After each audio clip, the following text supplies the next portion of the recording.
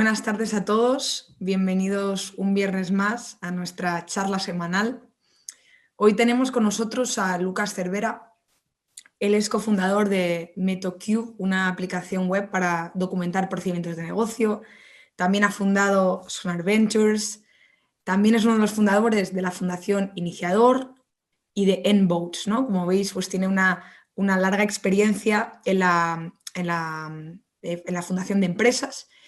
Además, es profesor, mentor y conferenciante, ¿no? En definitiva, pues bueno, un emprendedor en muchos ámbitos, en el ámbito de la empresa y también en el ámbito educativo, y que precisamente nos viene a hablar de su experiencia como emprendedor.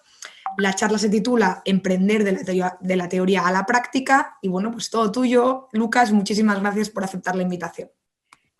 Muy bien, muchas gracias Irune y al Instituto Juan de Mariana. Llevaba tiempo pensando en los temas que os voy a explicar hoy, ¿no? Básicamente es, como comenta Irune, yo llevo tiempo como emprendedor, unos 15 años, y en paralelo pues me surgió el interés por la teoría económica de la escuela austríaca, y una de las cosas que me llamó mucho la atención eran los pocos lazos, ¿no?, que había entre el campo de la teoría y la práctica de poner en marcha una empresa el día a día, ¿no? Ese ámbito lo conozco muy bien y igual que en el mundo financiero, pues sí hay esos lazos y esos enlaces, ¿no?, entre la teoría y en la realidad del mundo financiero, pues en esto de emprender, con el papel central que juega en la teoría económica el emprendedor, ¿no?, y la escuela austríaca es de las pocas que le dan la importancia que realmente creo que tiene,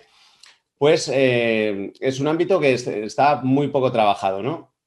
Entonces, lo que voy a intentar hoy es precisamente pues tender ese puente, ¿no?, entre la teoría económica y algunos de los principios que se explican en libros pues como La acción humana de Mises, ¿no?, o conceptos introducidos por Carl Menger, ¿no?,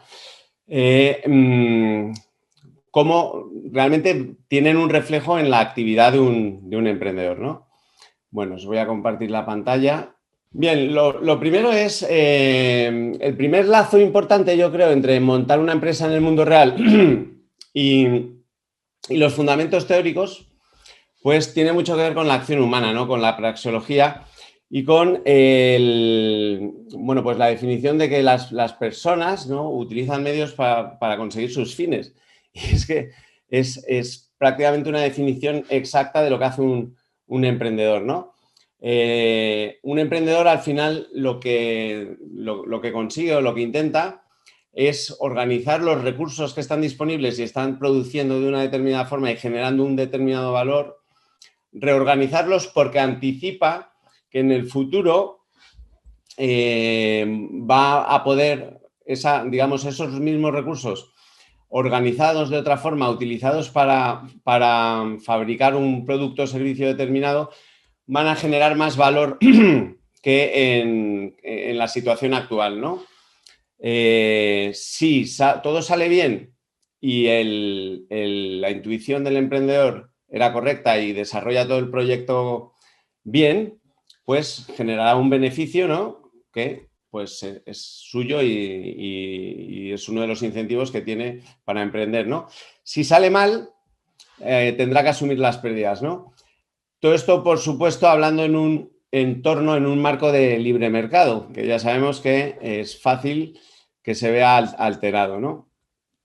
Otros conceptos interesantes, ¿no?, de la teoría económica que se ven reflejados y que intentaré enlazar un poco en la charla de hoy, pues puede ser, por ejemplo, la teoría subjetiva del valor, que es increíble, me parece increíble que hay gente que siga pensando de otra forma, ¿no?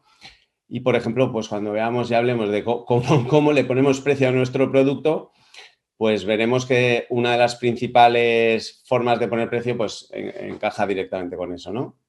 Y luego, pues también otros principios como la disrupción creativa de Schumpeter, etcétera, bueno, pues tienen ese enlace entre los dos mundos, ¿no?, el teórico y el práctico. Voy a intentar ser muy concreto, ¿no? Es fácil, cuando estaba preparando la charla, pues es fácil, digamos, quedarse en un nivel de abstracción muy alto y quedarse en conceptos un poco teóricos y nebulosos, ¿no? Abstractos. Bueno, yo lo que voy a intentar es que transmitir cómo es el día a día y cómo son las herramientas que usa un emprendedor para poner en marcha su proyecto, ¿no? Entonces, ¿qué es lo primero que tiene que pasar o que pasa para que alguien ponga en marcha un negocio, ¿no? Para que alguien emprenda? Bueno, pues lo primero es tener una idea, ¿no? ¿Y qué es lo que pasa con la idea? Pues mucha gente, el concepto de la idea está muy mitificada, ¿no? Como si fuera algo súper importante. Yo qué sé, de una empresa de éxito, el 50% del valor es que la idea es potentísima. Bueno, pues no, ni mucho menos, ¿no? Y luego también hay mucha gente que se queda esperando, como si esto sucediera, se queda esperando a que se abran dos nubes, ¿no? En el cielo, caiga un rayo súper potente, le dé en el pecho, le deje así como iluminado, incólume, y le dote con la idea que nadie ha tenido y que es brutal y que se va a convertir en un negocio fenomenal, ¿no? Bueno, pues eso obviamente no pasa. No hay ideas absolutamente originales, todo se construye sobre cosas que existen anteriormente y no solo eso, sino que además hay mucho glamour y romanticismo alrededor del tema de la idea. La mayor parte de las empresas que salen bien, la mayor parte se basan en copiar o hacer algo súper parecido. Hay gente que no le gusta la palabra copiar, bueno, vamos a llamar inspirarse fuertemente, ¿vale? En algo que ya existe. Y, por cierto, tiene mucho mérito, porque eso no es hacer copy-paste y copio una empresa americana que esté funcionando, la replico en España y ya está, me cruzo de brazos y a dejarla funcionar. Pues no, obviamente no es así. Con lo cual, un mecanismo que hay para poner en marcha una empresa que funcione, pues es inspirarse o copiar una idea que ya está funcionando, ¿no? Cuantos más componentes innovadores tiene la idea, peor, ¿no? Más riesgo tiene, sobre todo cuando los componentes innovadores no son estrictamente necesarios, ¿no? Por ejemplo, si tú eres un iluminado que tiene el primer proyecto para sacar gafas de realidad aumentada para mascotas, ¿no? Que se pagan en Bitcoin, pues seguramente estás introduciendo demasiadas cosas nuevas y eso implica, cada cosa que se hace por primera vez implica un riesgo extra, ¿no? Vale.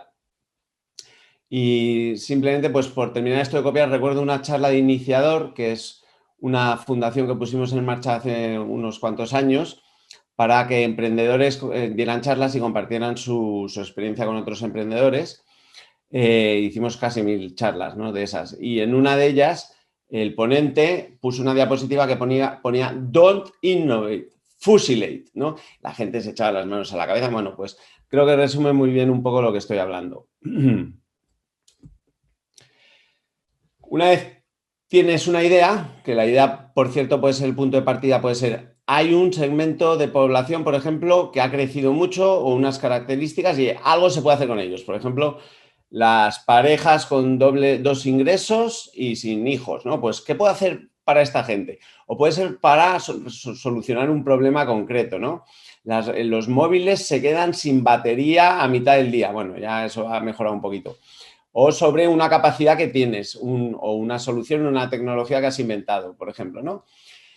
Lo siguiente es intentar validar o pensar, digamos, analizar si eso tiene posibilidades de convertirse en un negocio, porque idea y oportunidad de negocio no son sinónimos, ¿no? Muchas ideas son demasiado alegres y no tienen ninguna posibilidad de convertirse en un negocio en cuanto te paras un poquito a analizarlo todo, ¿no? Puede ser por 1000 cosas, porque no haya un tamaño de mercado suficiente, porque no vayas a encontrar formas de llegar a tu público objetivo, etcétera. Lo iremos viendo más adelante en la charla. Para facilitar estos procesos, ¿no? De puesta en marcha de empresas, por cierto, cuando hable de empresas, en general, todo lo que os cuente hoy está más orientado hacia negocios innovadores o startups, ¿no? Que hacia negocios pues más normales, ¿no? Que a lo mejor pues un restaurante el 10º restaurante en un mismo barrio o una peluquería no, bueno, casi todo lo que digo tiene que ver con negocios con un poco más de potencial de crecimiento y que actúan, que es la definición de startup, que tienen mucho potencial de crecimiento y de escalar y que actúan en un entorno con bastante incertidumbre. La incertidumbre es una de estas cosas que se habla mucho en el ámbito de emprendedores y también en la teoría económica, ¿no? Y encaja bastante. Lean Startup es una metodología que aglutina un poco mejores prácticas que ya estaban identificadas y tal, pero un poco dispersas en un libro una, en un blog otra, luego era Vox Populi y alguna otra, y lo empasta muy bien. Y entonces habla de cosas que tienen sentido, ¿no? Como ir desarrollando el producto iterativamente, etcétera. Bueno, muchas de los consejos y de las cosas que vamos a ver en la charla de hoy vienen directamente del Lean Startup. Y luego otra metodología que a mí cada vez me gusta más, ¿no?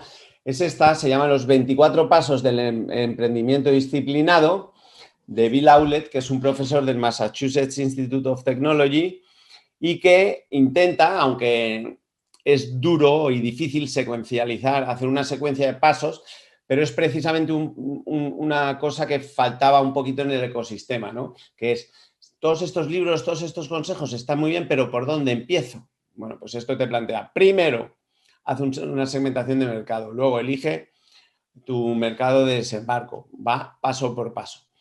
Aunque la realidad de poner en marcha un proyecto empresarial no es secuencial, ¿no? Con lo cual, en cualquier punto te das cuenta de que algo previo falla y tienes que volver y cambiar cosas y entonces eso es lo divertido, ¿no? Si fuera totalmente formalizable y sistematizable, pues no tendría ningún misterio y la figura del emprendedor pues sería un rol técnico prácticamente, ¿no? Entonces, en poner en marcha una empresa hay mucho de intuición, mucho de un concepto que le escuché explicar, no sé el origen que tiene, supongo que Mises, pero se lo escuché a Huerta de Soto, es el conocimiento tácito no articulable, ¿no? Y hay mucho de eso en poner en marcha una empresa. Cuando has cometido algunos errores, por ejemplo, es como aprender a montar en bici, ¿no? Leyendo libros es difícil que te leas un libro y la primera vez que te montas en bici lo hagas todo bien. Entonces, bueno, hemos hablado un poquito del concepto de incertidumbre y uno de los objetivos que tiene el Lean Startup y todas estas metodologías desde el punto de vista de los emprendedores es intentar disminuir en la medida de lo posible la incertidumbre. Escuchaba el otro día una charla de Peter Klein, que a quien le guste esto de lo que estoy hablando, ¿no? De emprender y teoría económica de la escuela austríaca, hay un poco las intersecciones, es un tío muy bueno. Y decía que en un proyecto empresarial pues hay cosas conocidas desconocidas, ¿no? Es decir, las cosas que desconozco pero que soy consciente de que existen y que no tengo ni idea y que pueden afectar a mi proyecto, y las peores, que son las cosas desconocidas. Es decir, las cosas que no conozco y que ni sé que existen y son importantes, ¿no? Entonces, bueno, pues veremos algunos mecanismos para intentar reducir la incertidumbre alrededor de mi idea de negocio, ¿no? Dice Mises que un emprendedor solo obtiene beneficios si anticipa las condiciones futuras, ¿no? Si es capaz de visualizar o intuir cómo va a ser el futuro mejor que otros emprendedores. Bien, entonces, si partimos de la base de que tenemos una idea de negocio, vamos a ver qué hay que hacer para ver si eso se puede convertir en un negocio de verdad, ¿no? Vamos a intentar validar que todo esto tiene sentido y que voy a ser capaz de ganar dinero con ese negocio, ¿no? Entonces, lo primero que hay que hacer es diseñar, ¿no? Como si un arquitecto que está pensando en hacer una casa, bueno, pues va a empezar por unos planos, unos modelos, ¿no? Entonces, nosotros es también por donde vamos a empezar, a pensar qué es lo que queremos construir. Vale. Una herramienta que es muy popular y que es posible que vosotros conozcáis, ¿no? Es el Business Model Canvas. Esta es una versión un poquito modificada porque el Business Model Canvas está muy bien para usarlo con negocios que ya están en marcha, pero para nuevos negocios suele utilizarse esta, que es el Lean Canvas, ¿no? Alguno de vosotros lo habéis usado y se usa en muchas escuelas de negocio, ¿no? Otra cosa que ha pasado es que ya no es tan popular el concepto de plan de negocio, ¿no? ¿Por qué? Bueno, pues hace unos cuantos años parecía que la fórmula para poner en marcha un negocio con ciertas garantías o aumentando las probabilidades de éxito era hacer un plan de negocio, ¿no? Y entonces la gente se ponía a escribir hasta el último detalle, todo súper narrativo, textual y tal, y sacaba un tocho de 200 páginas, ¿no? Que la gente valoraba el peso, ¿no? Ostras, ha escrito 200, qué bestia este tío, 200 páginas, lo que tiene que haber pensado, ¿no? Pero ¿qué es lo que pasa? Luego, en el mundo real, en el día 1 que sales al mercado, te dan 2 sopapos los clientes y te desmontan todo el plan. Y entonces se queda ahí acumulando polvo en una estantería, ¿no? Con lo cual, se tiende a usar herramientas y artefactos más ágiles, más fáciles de mantener al día y más visuales, ¿no?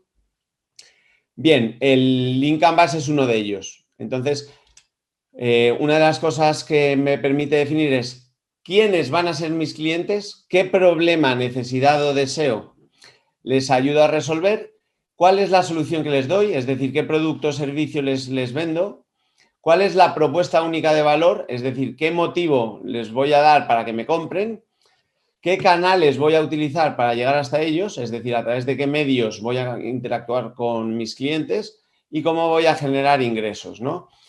Eso serían los puntos más importantes que hay que tener claros para entender que lo que quiero montar se puede convertir en un negocio, ¿no? Establecer esta lógica que acabo de decir. Bien. ¿Cómo se empieza con eso? Bueno, pues tenemos el punto de partida que es la idea de negocio que tengamos, ¿no? Y generalmente, sobre todo cuando hay un equipo de fundadores, ¿no? Luego, al final de la presentación hablaremos del equipo que también tiene mucha importancia, ¿no? Bueno, pues se ponen alrededor de una mesa o de una pared con post-its. Yo ya estoy un poco, me empiezan a dar alergia un poco ya los post-its, ¿no? Usados para todo. Pero bueno, se suele poner y se hace una tormenta de ideas y se van identificando clientes, identificando posibles problemas, etcétera. Luego se analiza eso un poquito y la idea es salir con 1, 2 o 3 alternativas para generar un negocio alrededor de la idea que hemos tenido, ¿no? Una de ellas será el plan A, que será el plan que vamos a iniciar, pero muchas veces el plan A no funciona y es bueno tener un plan B y C a la vista, ¿no?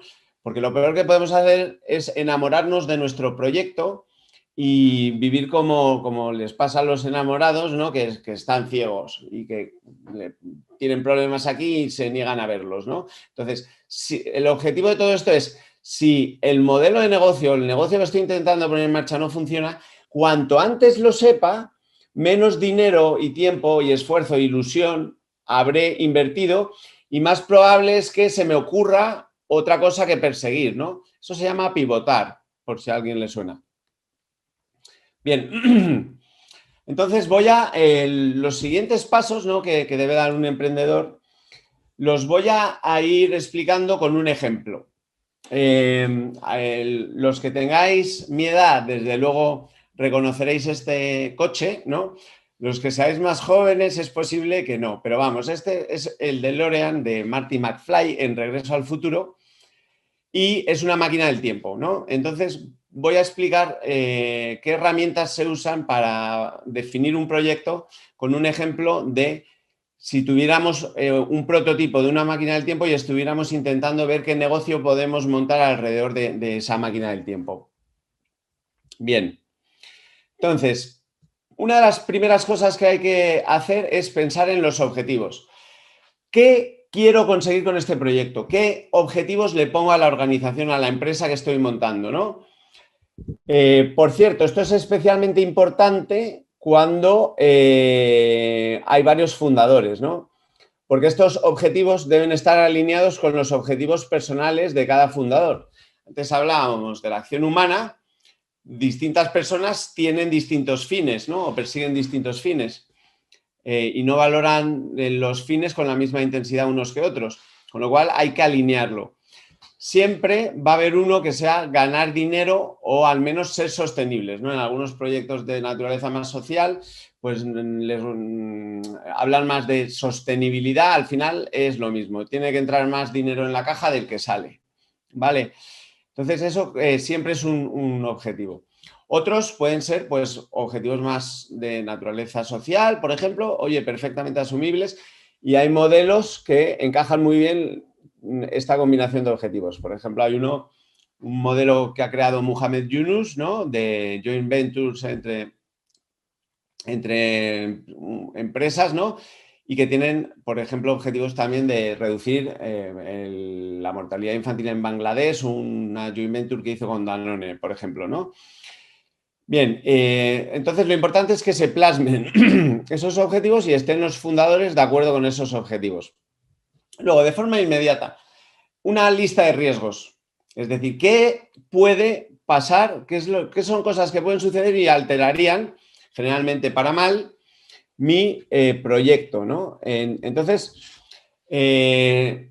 muy importante el localizar estos riesgos cuanto antes y empezar a actuar, ¿no? Para mitigarlos en la medida de lo posible. Entonces, por ejemplo, con nuestra máquina del tiempo tenemos un riesgo que no es baladí, desde luego, que es que puede haber posibles problemas de salud para los pasajeros, ¿no? Es decir, hemos hecho algunas pruebas y algunos pasajeros se ponen malitos cuando vuelven, ¿no? Es un riesgo enorme. Si sucede, pues a ver, seguramente no pueda montar un negocio alrededor de la máquina del tiempo porque no funciona correctamente, ¿no? Los riesgos se evalúan en función del impacto y de la probabilidad. Impacto es el efecto que tienen sobre mi negocio en caso de que sucedan, y probabilidad, pues la probabilidad de que sucedan. Los mayores riesgos y en los que tendré que centrar mi atención antes son los que tienen más impacto y más probabilidad. ¿Qué puedo hacer con los riesgos? Bueno, pues puedo pensar estrategias de mitigación, que son formas de intentar reducir ese riesgo, sabiendo más, comprendiéndolo mejor, intentando que bajar esa probabilidad de que suceda, ¿no?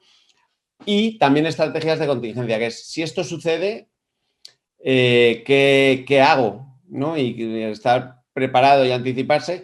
Desde luego, por ejemplo, con un ejemplo de estrategias de contingencia sería todo lo que se podría haber hecho si se hubiera hecho bien en la gestión de la pandemia esta, ¿no? Entonces, haber tenido, por ejemplo, protocolos preparados, etcétera, ¿no? Eso entra dentro del ámbito de las estrategias de contingencia. Bien. Mercados candidatos. Por cierto, la lista de riesgos es un documento vivo. En cualquier momento identifico un nuevo riesgo más gordo que el anterior y eso cambia, ¿no? Bien.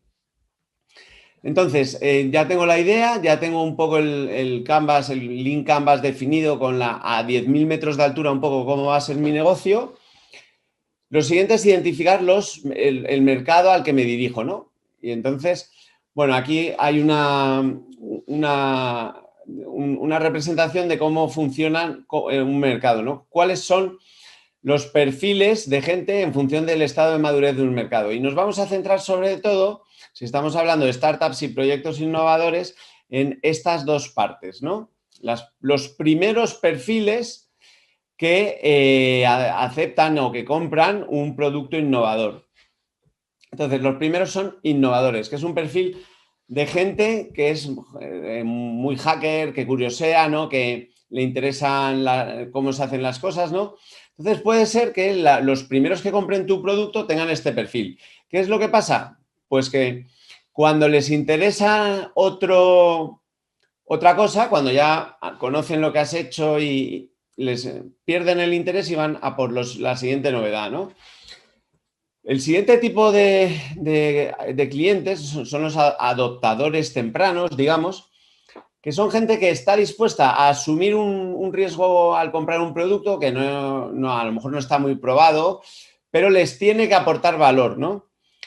Luego, un fenómeno muy relevante para los emprendedores es saber que aquí entre los early adopters y early majority y late majority y laggards, es fácil de entender lo que es, ¿no? Bueno, pues los siguientes que van adoptando, comprando un producto innovador, cuando ya realmente no es tan innovador, y los últimos, simplemente.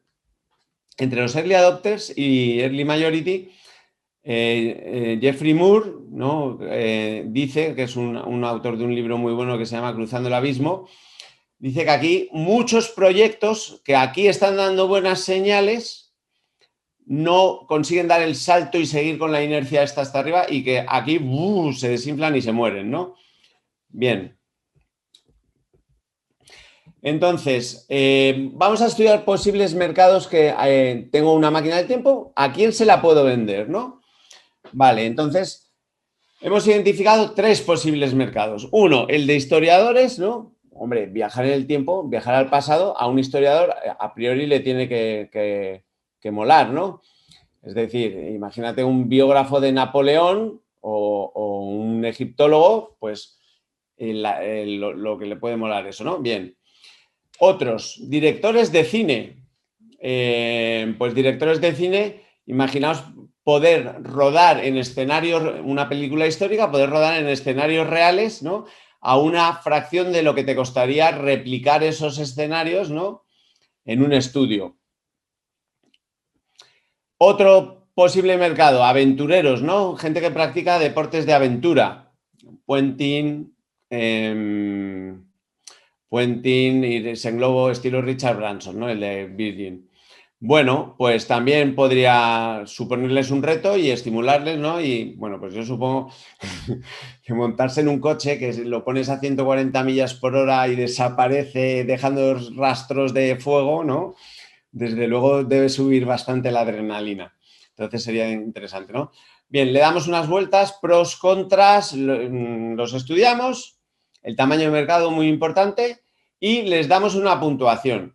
Entonces, el objetivo de esta evaluación de posibles mercados es encontrar un mercado, en realidad es un mercado pequeño, un segmento de mercado que sea fácil de entrar. Eso se llama el mercado de desembarco, ¿no?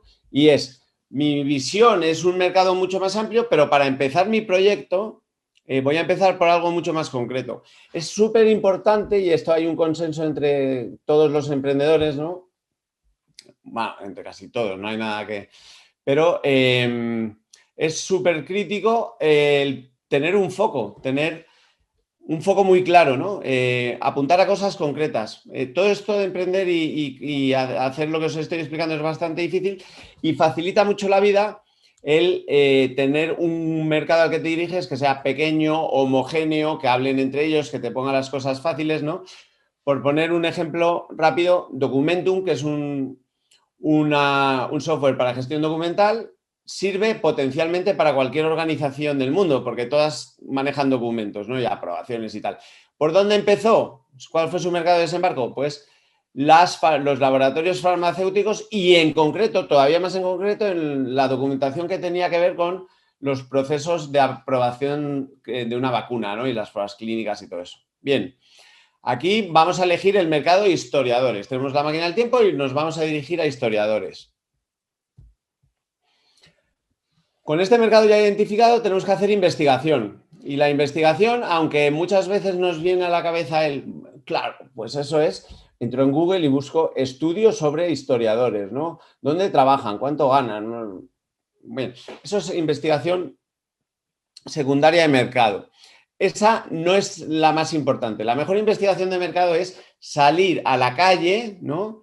Y empezar a hablar con historiadores, con gente que trabaje y conozca a los historiadores, ¿no? Y validar y empezar a pensar, hacer las primeras interacciones se llaman entrevistas de problema.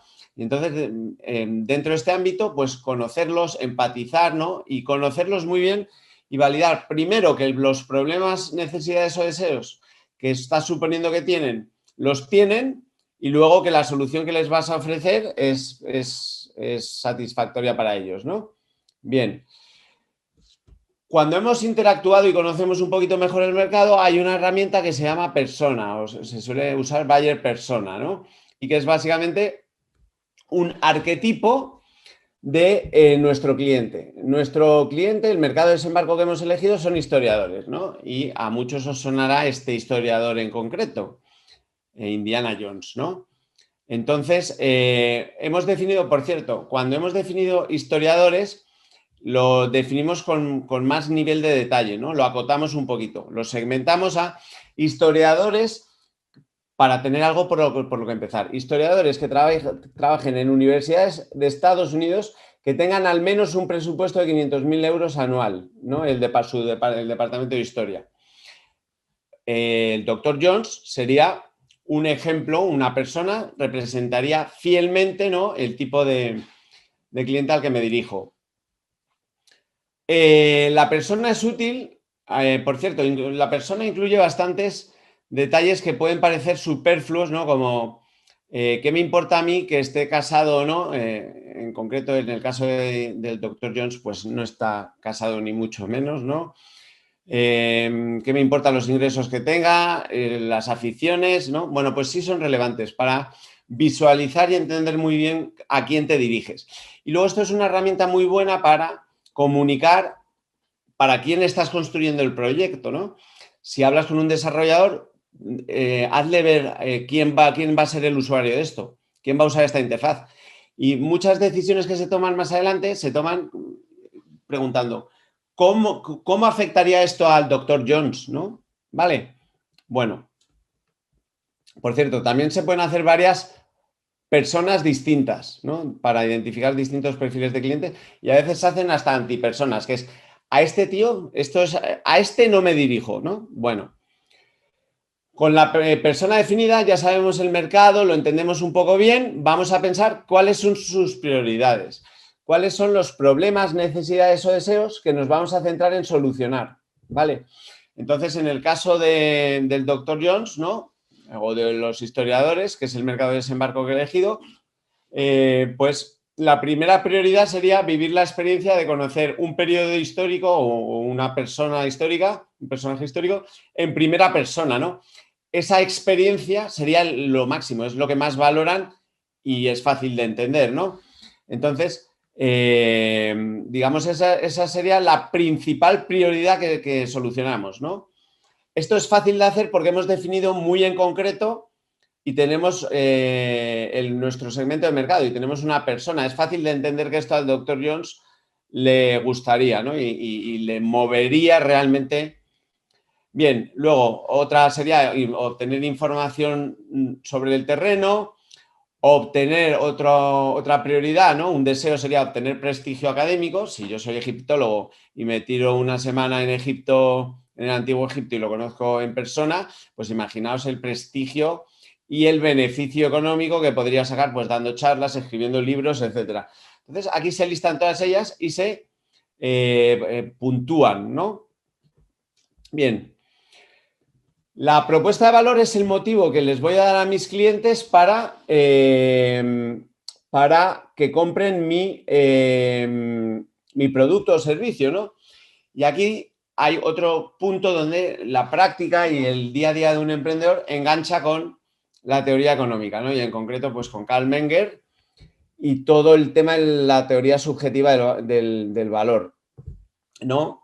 Entonces, entre otras cosas, ¿por qué hemos hecho este estudio de mercado? ¿Por qué he dicho que hay que interactuar con los usuarios, perdón, con los potenciales clientes, etcétera, para intentar meterse en su cabeza? Y lo que tenemos que entender es cómo pueden valorar ellos lo que yo les tengo que ofrecer, en qué términos, etcétera, ¿no? Porque si no, no voy a poder vendérselo. Bien, la propuesta de valor pues es el motivo que les doy a mis clientes para que me compren. Y eso, por ejemplo, lo vemos reflejado aquí.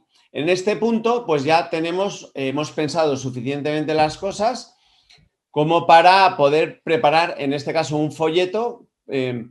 Por cierto, hay una ventaja que tiene emprender o poner en marcha un proyecto en 2021, es que hay muchísimas herramientas para todo lo que necesites. Muchas de ellas, gratuitas incluso. Hay una que se llama Canva, que es con la que haces este folleto, donde plasmas una frase que diga, que refleje la propuesta de valor, ¿no? Ya conoces la historia, ahora vívela, ¿no?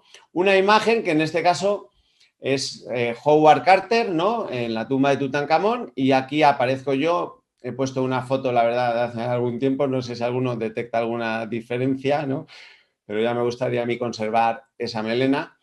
Y aquí pone, podrías ser tú, ¿no? Entonces esto transmite muy claramente, pues tú podrías estar en el momento histórico que prefirieras, ¿no? Por ejemplo, en la primera convención en Mont Pelerin. Seguro que a muchos de vosotros os llamaría la atención, ¿no? Bien, aquí se listan 3 beneficios de usar la herramienta, la máquina del tiempo. Imagina conocer en primera persona periodos y personajes históricos que te apasionan. 2, acceder a nueva información sobre la historia que se creía irrecuperable. Y 3, convertirte en el experto más reconocido a nivel mundial en tu periodo histórico preferido. Aquí hay un testimonio de cliente y una llamada a la acción. En este caso, visita esta página web, ¿no? Por cierto, una llamada a la acción que podemos medir. Una cosa muy importante en todo esto es intentar medir todo, tomar decisiones con datos. Bien, otra cosa, cuando ya tenemos un poquito claro qué es lo que vamos a ofrecer, todavía no hemos pensado mucho en el producto. Por cierto, esto suele ser bastante contraintuitivo. Mucha gente quiere, o casi lo que te pide el cuerpo cuando empiezas un proyecto empresarial es empezar a trabajar en el producto. Bien, no es lo más inteligente. No es lo mejor es ir siguiendo un poco los pasos que estoy explicando, sobre todo porque si no puedes correr el riesgo de construir un producto que nadie quiere, que tú crees desde tu aislamiento que la gente va a necesitar, pero no lo estás contrastando, ¿no? Bien. Entonces, análisis de la competencia. Pues aquí antes hemos identificado las prioridades. Esto sería un análisis muy sencillo.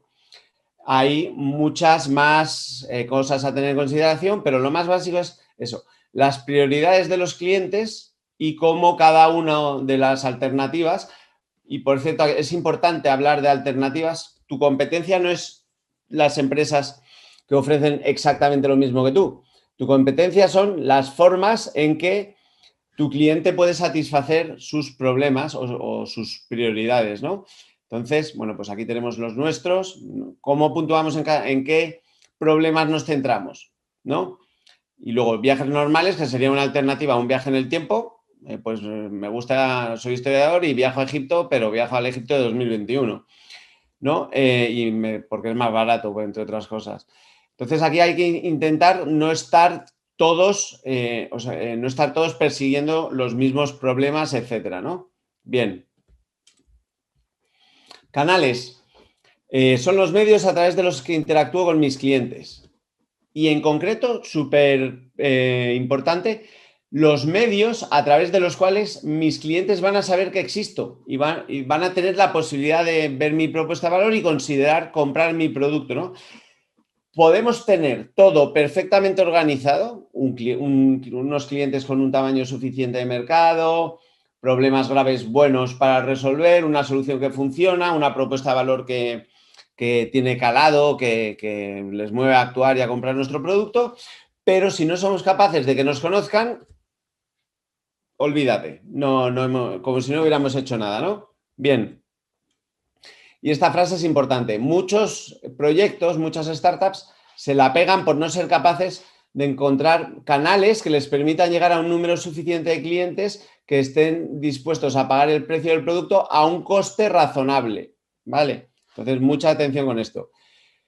Una de las cosas que hay que pensar es cuáles son las etapas, cómo es el proceso de compra desde el punto de vista del cliente, ¿no? Y también desde el punto de vista de nuestra empresa, el proceso de venta, ¿no? Es decir, ¿qué pasos hay? Entonces, aquí, por ejemplo, vemos que el historiador nos conoce bien porque nos encuentra, por ejemplo, en un artículo publicado en un periódico, ¿no? Y eso le genera curiosidad. El historiador considera contratar el servicio. Investiga un poco en nuestra web y los materiales de marketing. La organización, hemos dicho que es una universidad, un departamento de historia, en realidad de una universidad, evalúa la decisión de compras, ¿no? Aquí, pues, hay los contactos que tiene, cómo interactuamos con ellos, pues a través de un vendedor, ¿no? Agente de ventas, no sé por qué me lo llamaba así. La organización compra, el historiador realiza un viaje y el historiador y su organización publican la experiencia, ¿no? Lo cual, por cierto, nos viene bien porque nos da a conocer a otros posibles clientes. ¿Vale? Esto sería el mapa del viaje del cliente Y lo siguiente es el embudo, que es intentar entender y medir qué porcentaje, o sea, cómo de todos los que nos conocen, cuántos se van cayendo en cada una de estas etapas, ¿no? Entonces, por ejemplo, si de los 100% que conocen el servicio, por ejemplo, a través del canal de venta directa, de tener un equipo comercial que haga labores de venta directa, solo considera contratar el servicio el 40%. Y de esos, solo se ponen a evaluar la decisión de compra en serio la mitad. Y de esos, solo compra el 25%, ¿no? Con lo cual, esto tiene forma de embudo. Hay dos formas de vender, ¿no? De vender más. Una, meter más oportunidades en la parte de arriba del embudo, es decir, que nos conozca más gente, y otra, intentar mejorar el embudo, que en vez de un embudo parezca más una cañería, ¿no? Y eso, digamos, se van haciendo ajustes y mejorando los procesos. Una cosa muy importante es, un objetivo de una empresa es llegar a lo que se llama ajuste producto-solución, ¿no? Producto-mercado. Y es básicamente lo que es llegar a ese punto en el cual las cosas ruedan, funcionan, los engranajes están funcionando. Tengo un buen producto, ya sé, tengo el mercado, sé cómo llegar al mercado, les convenzo, todo está funcionando, ¿no? Y entonces ahora hace falta crecer, ¿no? Hace falta más gasolina y hablaremos también brevemente de la inversión. Bien. Precios. Uno de los aspectos más difíciles e interesantes de poner en marcha un negocio, sobre todo cuando es un negocio innovador, ¿no? Muchas veces no tienes referencias, estás haciendo cosas por primera vez, ¿no? Entonces, aquí siempre pasa una cosa, ¿no? Tú necesitas llegar a unas cifras y todo lo que lees es como muy etéreo. Y te dicen... Muchas veces te dicen, no tienes que poner ni usar, ¿cuánto me cuesta? Pues le pongo un 20% más, ¿no? Eso en algunos negocios puede funcionar. En negocios más innovadores y que no tienes referencia, tampoco. ¿Cuánto cobra la competencia? Pues si la competencia se parece a ti y vas a abrir, por ejemplo, un bar, es bueno, ¿no? De hecho, puedes hacer una investigación de mercado, un análisis de la competencia de bares, pues es fenomenal, ¿no? Si alguno tenéis que hacerlo, llamadme y os ayudo.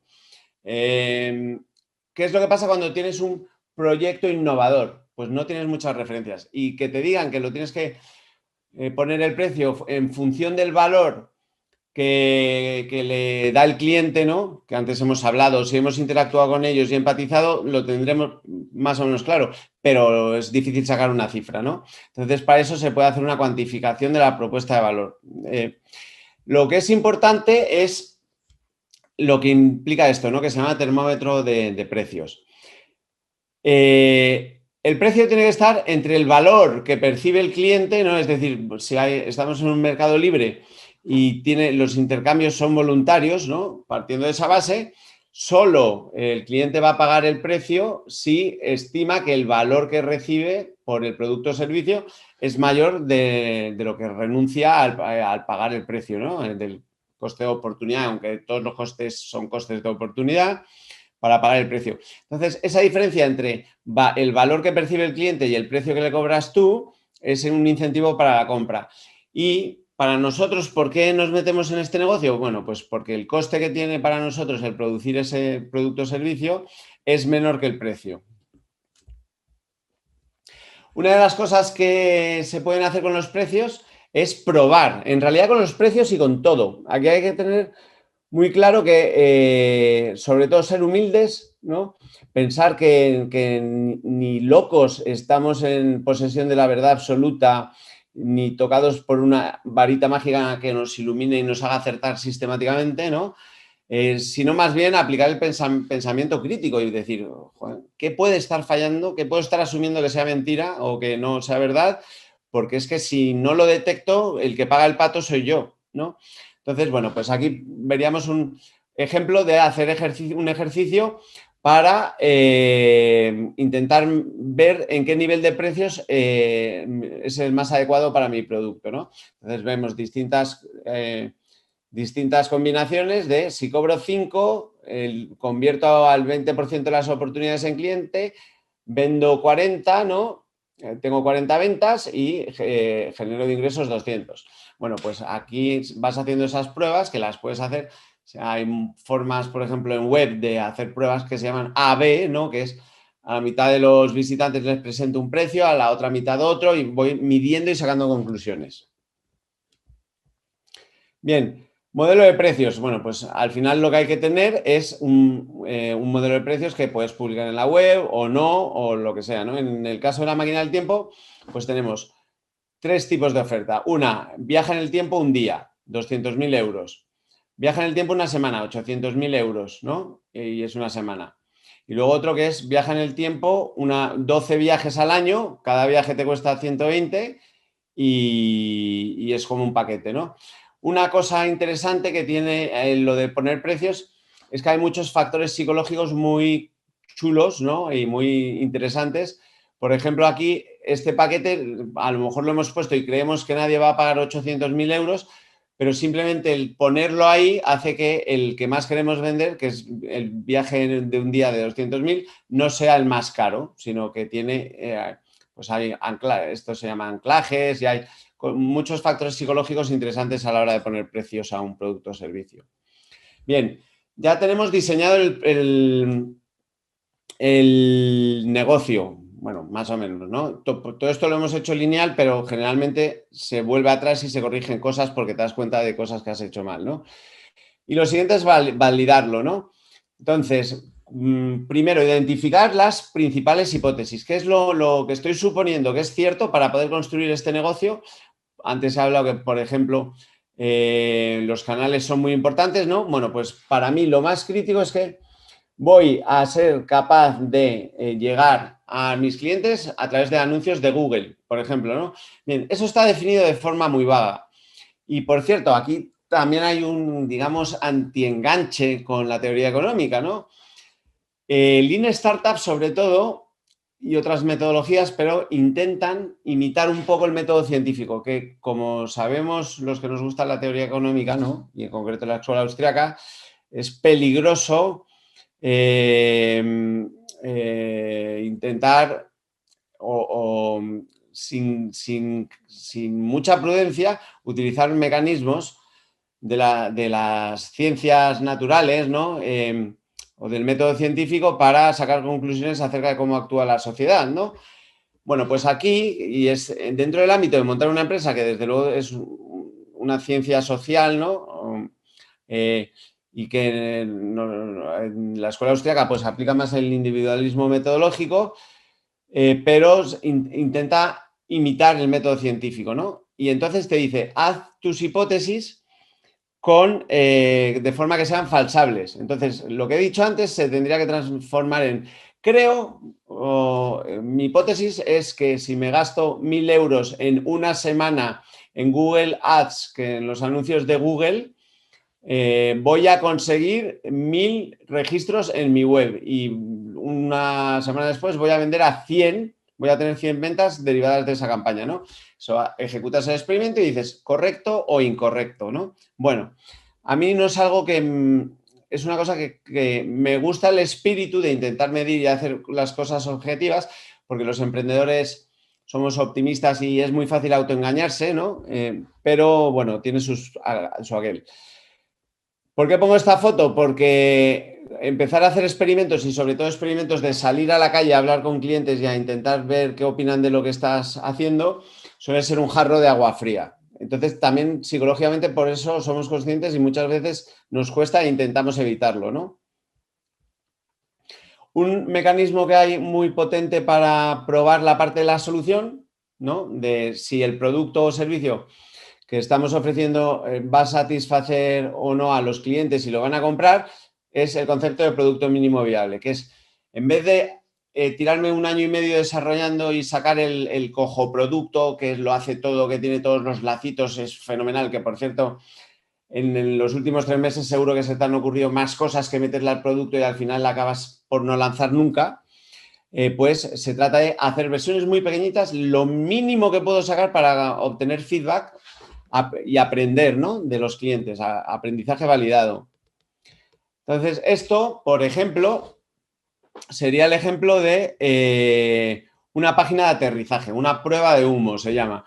Y es, yo no tengo todavía listo el DeLorean para comercializar ni para vender ni nada, pero hago una página que es exactamente igual que si lo estuviera vendiendo, ¿no? Esto es muy parecido al folleto que hemos visto antes, ¿no? Entonces lo importante es que con esta página todavía estoy muy lejos de tener el producto listo, pero con esta página puedo hacer una campaña y empezar en Google Anuncios, por ejemplo, y ver qué palabras clave funcionan, ir avanzando, ver cuántos visitan esta página, ¿no? Vamos a ver la página. Ver cuántos ven el vídeo, clican en el vídeo. Ver cuántos al leer esto y ver esto les interesa ver los precios, ¿no? De esto, pues podemos probar tres cosas. Aquí pongo 3 niveles de precios y voy a ir midiendo con analítica web cuántos pinchan en cada botón. No es lo mismo si todos pinchan en el de 100.000 que en el de 500.000, ¿no? Y aquí ya, fijaos que hasta ahora ellos están actuando como si existiera el producto. No saben que todavía no está listo. Aquí ya sí se lo decimos, ¿no? No está listo. Déjanos tu correo si quieres que te avisemos cuando esté listo, ¿no? Bien. Eso sería una prueba de humo. Todo eso se puede medir muy bien. A ver. Un segundito.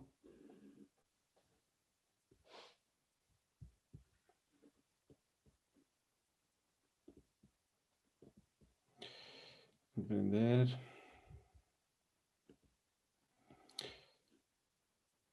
Ya sé lo que pasa. Que se me ha ido de... Me ha abierto en...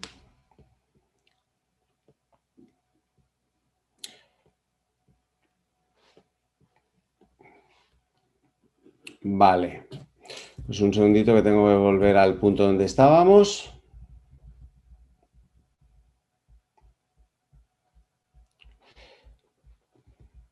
Bien. Una frase que me gusta mucho de Reid Hoffman es... Reid Hoffman es el fundador de LinkedIn, ¿no?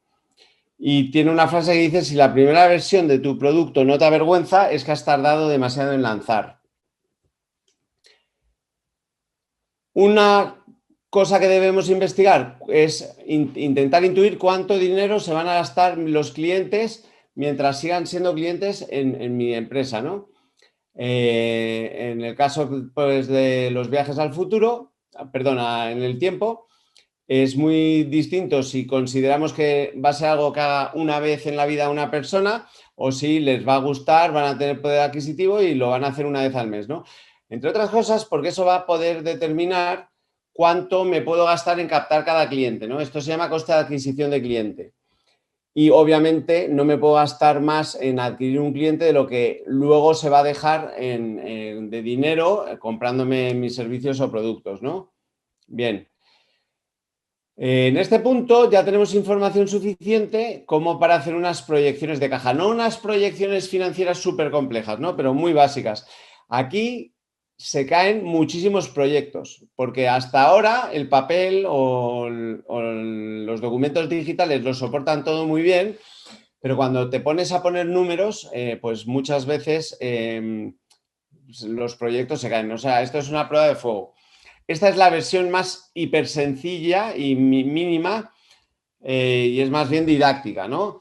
Pero aquí pues podemos ver, por ejemplo, que hacemos una estimación de, con precio y número de ventas, ¿no? Cuánto va a facturar la empresa cada año. El primer año 2 millones, el segundo 36, el tercero 182, ¿no? Una cosa crítica es... Tenemos que entender, y esto se hace desde el punto de vista de la caja, cuánto dinero entra en la caja y cuánto dinero sale de la caja, ¿no? Y aquí, así, después de esto, no al tuntún, como hace mucha gente, sabremos cuánta inversión necesitamos, si es que necesitamos inversión.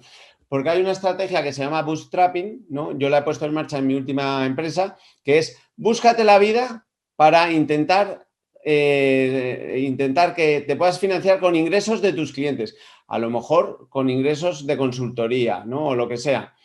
Y llega a break-even, es decir, llega al punto en el cual tu empresa es sostenible y eso te da una libertad para hacerla crecer como creas, ¿no? y luego ya en algún momento pues es posible que requieras inversión en ese momento que todo funciona y los engranajes van rodando, ¿no? Bien. Esto, digamos, sería el ciclo de inversión de una startup, ¿no? Distintos momentos en la vida de una startup requieren distintos importes y perfiles de inversores, ¿no? Bien, y por último, diseño de equipos. Lo que hemos hablado de producto, ¿no? Hemos hablado de mercado, de modelo de negocio. Todo eso está muy bien. Pero otro motivo, o sea, en eso puedes fallar. Otro sitio donde puedes fallar y es muy habitual y es un componente súper importante es el equipo, ¿no? El equipo que va a trabajar y a poner en marcha el proyecto y se va a sudar la gota gorda porque nadie, lo que es seguro es que para nadie es fácil y con poco trabajo lo ha sacado adelante, ¿no? Entonces, una de las cosas interesantes que se puede hacer es pensar, bueno, primero de todo, ni locos, no, y de verdad que parece mentira, pero es más habitual de lo que debería, lo de como Juanito estaba el día que en el bar se nos ocurrió la idea de negocio, pues Juanito está por aquí todavía, ¿no? Pues pasa más de lo que debería. Igual que, bueno, como somos tres, pues acciones a partes iguales, que no digo que no pueda ser, ¿no? Pero debe ser después de un proceso, ¿no? Y ese proceso es ver qué aporta y qué necesita o qué quiere recibir cada uno al proyecto, ¿no? Entonces, ¿qué aporta? Pues puede aportar trabajo, puede aportar un local, puede aportar dinero, ¿no?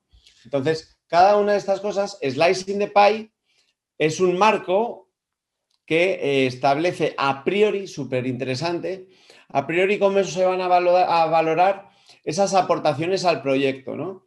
Si aportas dinero, te llevas un trocito X de la tarta, si aportas trabajo es de otra forma.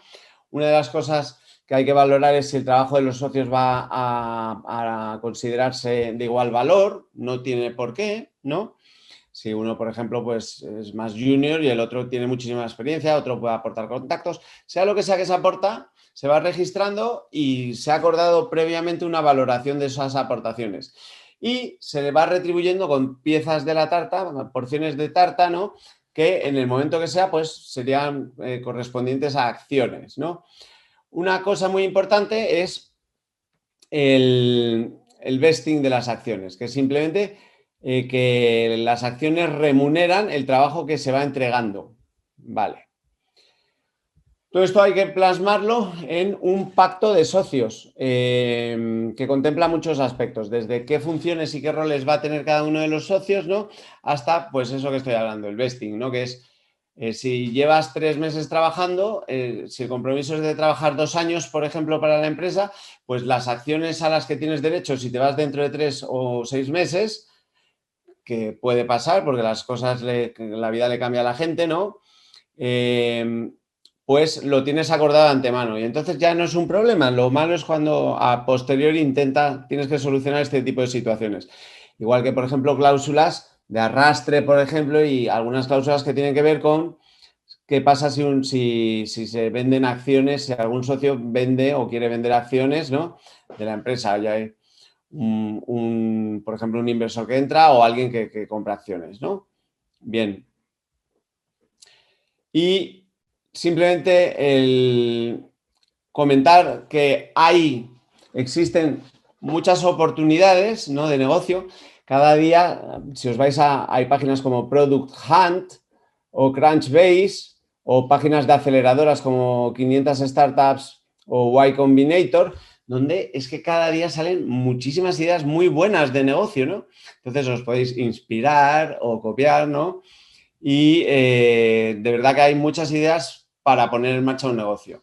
Sobre todo si sois jóvenes, aprovechar en un momento que podáis hacer experimentos, digamos, con gaseosa y que no os estéis jugando o no tengáis muchas necesidades y intentar, vamos, a quien le llame la atención, creo que es muy buen momento para poner en marcha una empresa y hay muchas herramientas para hacerlo con costes a precios, digamos, y con costes muy asequibles. Y por último, hacer simplemente una reflexión sobre... Uy, he dicho la palabra reflexión, eso no me gusta nada, ¿no? Entonces, simplemente comentaros que un poco romper una lanza a favor de la ética de esto de emprender, ¿no? Y también de las empresas, ¿no? Afortunadamente, el concepto de emprendedor está menos demonizado que el de empresario, ¿no? Pero, oye, que es que la única forma en un mercado libre, hablo, no con cosas raras, ni enchufismos, ni... Pero en un mercado libre, la forma de ganar dinero con una empresa es generando valor para otros. O sea, obsesionado con crear valor para otros. Y desde luego esto no es un juego de suma cero y precisamente la función o la labor, lo que hacen los emprendedores, cumple un papel fundamental en ese avance, ¿no? Y luego también, pues, un poco hacer referencia a la destrucción creativa de Schumpeter, ¿no? Hay muchas oportunidades, hay muchas empresas que hacen las cosas grandes y que siguen haciendo las cosas mal. Y hay muchas, todo es muy dinámico y cambia mucho y de verdad que hay muchas oportunidades de mejorar cosas muy pequeñas, por ejemplo, pero, oye, que te pueden suponer el montar un buen negocio, ¿no? Y eso con eso termino un poco lo que os quería contar. Espero que os haya resultado interesante. En mi web tenéis lucascervera.com, tenéis los datos de contacto por si alguno me quiere hacer algún comentario o se quiere poner en contacto conmigo. Muchísimas gracias, Lucas. Muy interesante la charla. Yo más o menos ya sabía de qué nos ibas a hablar porque te trajimos a OFM también a que dieses una charla a los estudiantes de allí. Y nada, te quería comentar que hay alguna pregunta en el canal de YouTube del instituto. Entonces, si te parece, te las voy a realizar. La primera de ellas es, ahora, ¿en qué país emprenderías un proyecto en el que necesitas alquilar o comprar industria? Y dice esa persona que hace esa pregunta como reflexión. Lo tendría más claro si pudiera llevarlo todo virtual, por ejemplo, Estonia, porque impuestos y facilidad de negocio importan. ¿Qué opinas tú? Pues precisamente o sea, a nivel de industria, o sea, lo de montar empresas en otros países tiene sentido, pero tienes que poder hacerlo, ¿no? Si está hablando de temas industriales, están muy pegados al territorio, no sé si encaja, pero en general, si no tenemos eso en cuenta, yo creo que Estonia, si yo fuera a abrir una empresa ahora, seguramente sería el primer sitio donde miraría, ¿no? Además, esta pregunta está como muy de actualidad, ¿no? Por lo de los youtubers, etcétera, que se van a Andorra, ¿no? Y que parece que está todo el mundo hablando de ello, ¿no? Sí es cierto que existen muchísimas oportunidades para gente que puede trabajar, no está trabajando su negocio, digamos, no está atado a un lugar físico, como es el caso de los youtubers o como es el caso de muchas startups. Por ejemplo, yo conozco startups que tienen gente trabajando por todo el mundo en remoto y contratan a los mejores del mundo y les da igual dónde estén y funcionan, ¿eh? Yo creo que Estonia, países como Estonia, no necesariamente, y aquí no valoro solo el tema impositivo, ¿no? Sino facilidades, por ejemplo, administrativas. El otro día colgué un vídeo que, joder, me quedé alucinado porque en un día tenía unas 150.000 visitas, ¿no? Y era simplemente una charla donde explicaba que en Inglaterra, con 70 libras, en 3 horas tienes una empresa funcionando, ¿no? Es como, John Stossel tiene un vídeo, ¿no? Que se va a Singapur, hace una cola y tiene montada la empresa, ¿no? Aquí estamos todavía muy lejos de eso, ¿no? Y eso es solo trámites de constitución, es que luego hay de todo, ¿no? Entonces, yo creo que Estonia sería el primer sitio donde miraría, ¿no?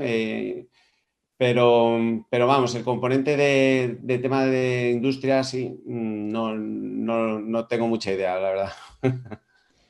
Muchísimas gracias. Otra pregunta sería, digamos, tú has tenido muchísima experiencia, como he comentado al principio, a la hora de montar proyectos. Y quizás sería interesante que nos comentases cuál ha sido uno de los escollos más grandes que te has encontrado, ¿no? Y cuál ha sido, digamos, como el aprendizaje que extraíste de ese bache. Pues yo creo que la principal conclusión, ¿no? Y luego también de hablar con muchos emprendedores, ¿no?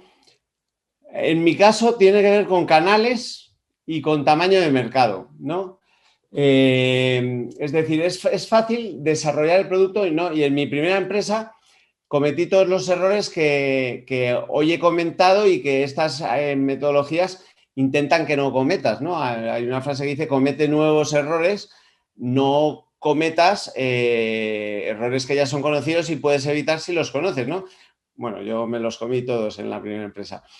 Pero mucho de los problemas o de los escollos o de los desafíos más fuertes que hemos tenido tienen que ver con ser capaces, es la frase que dije en la charla, ser capaces de encontrar canales para llegar a un número suficiente de clientes potenciales a un coste asumible, ¿no? Y incluso, mira, por poner un ejemplo, nosotros hemos tenido un problema de llegada, ¿no? De llegada a eso. Incluso pudiendo gastar dinero, porque nuestro ticket medio de venta es alto, a veces los canales, y aunque empiecen a funcionar bien, luego empiezan a decrecer en eficiencia, ¿no? Y son menos... y entonces te das cuenta que incluso metiéndole más dinero, por ponerte un ejemplo, nosotros en algún momento hemos gastado 1.000 euros al mes en marketing online y luego nos hemos dado cuenta de que los primeros 200, fenómeno, y los últimos 800 o sea, daban muy poco resultado. Y no sabes perdón, que es que al ir contestando a la pregunta me he dado cuenta de la verdadera respuesta que tengo que dar, ¿no?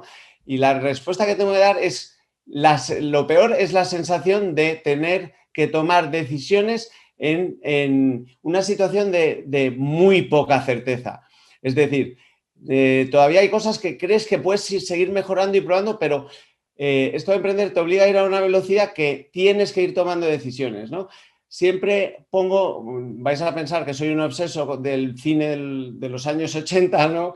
Pero hay una escena en la película de Indiana Jones en la que va bajando una cuesta y una bola enorme de piedra le va persiguiendo y entonces va saltando de una roca a otra y no se puede parar a pensar en qué roca pongo, cuál es la próxima roca donde pongo el pie. Tiene que saltar y casi en el aire ir mirándolo, ¿no?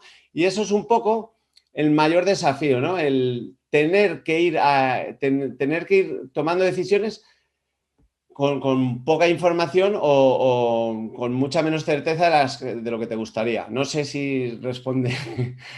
Sí, sí, perfecto. Tenemos de momento una preguntita más. Nos dicen: gracias por la charla. ¿Recomendarías contratar servicios de personas autónomas, ejemplo, Fiverr, o sea, FI, VVR, para empezar a testear un proyecto empresarial? ¿O es mejor empezar con lo poco que puede hacer uno mismo? Vale. Desde luego es mejor empezar con lo poco que puede hacer uno mismo, ¿no? Eso sí lo tengo claro en distintas etapas, ¿no?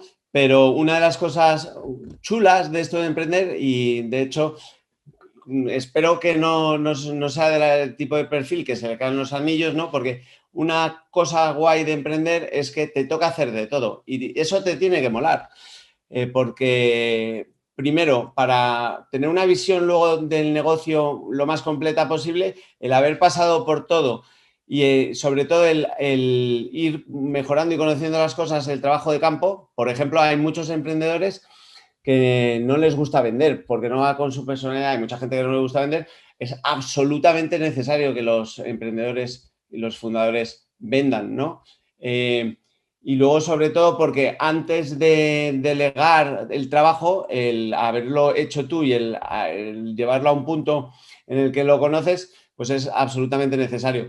Creía que me iba a decir si era mejor contratar autónomos o trabajadores, ¿no? Desde luego, sobre todo en una primera etapa, cuando todo es incertidumbre y no sabes cómo vas a ir el mes que viene, cuanta más flexibilidad tengas en todos los ámbitos, mejor. Y desde luego tiene sentido empezar contratando a gente autónoma en todo lo posible, ¿no? También está muy bien, hay puestos y puestos, ¿no? Algunos, sobre todo en algún momento, porque por cierto, también está muy bien empezar a trabajar con gente autónoma que luego puedas incorporar al equipo de forma más fija, ¿no? Y luego hay plataformas como Upwork, por ejemplo, donde realmente, por ejemplo, un diseñador, pues autónomo se puede contratar, y nosotros hemos tenido alguna experiencia muy satisfactoria, digamos, cubriendo trabajo de esa forma. Bueno, pues muchísimas gracias, Lucas. Creo que ya no tenemos ninguna pregunta más, pero quería de verdad agradecerte la charla que has dado hoy. A veces hay que salirse un poco del lado más académico y aterrizar e intentar conectar las ideas con las cosas que suceden en la práctica, y es lo que has hecho tú hoy, y la verdad es que estamos encantados de tenerte en el instituto. Bueno, fenómeno. Yo por lo menos lo hemos intentado y espero que sea un poco por mi parte. Es algo que no es que termine en esta charla, ¿no? Sino que es un ámbito que me interesa mucho, y si hay alguien que le interese el trabajar este lado de las cosas, ¿no? Pues que se ponga en contacto conmigo y a ver si podemos hacer algo. Y muchas gracias también al instituto y a todos vosotros por, bueno, pocos foros, la verdad, se me ocurren donde pueda generar interés este tipo de cosas, ¿no? Mejores que el Juan de Mariana, y espero, bueno, que no haya sido muy pesado la exposición, ¿no? Y que, bueno, me daría con un canto en los dientes si al menos una persona de las que ha escuchado la charla, pues le sirve un poco para intentar ver que es posible hacer las cosas, ¿no? Y poner una empresa en marcha, y alguno pues está un poquito más cerca de intentarlo.